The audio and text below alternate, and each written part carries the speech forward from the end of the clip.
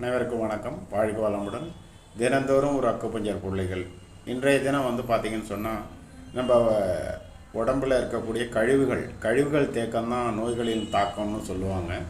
அது மாதிரி கழிவுகள்னால் இப்போது சளி, நம்ம யூரின், அதே மாதிரி மோஷன், டாக்ஸில், இந்த மாதிரி நிறைய இருக்குது. வேர்வை, இதெல்லாம் கழிவுகள் தான். இதெல்லாம் சரியானபடி நமக்கு வெளியில் போகலன்னா அது நோய்களாக மாறும்.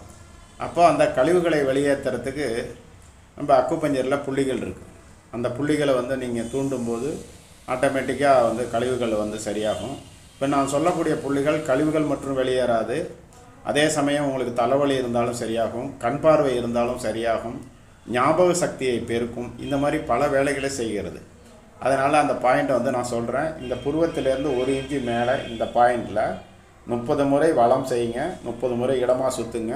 உங்கள் பிரச்சனையிலேருந்து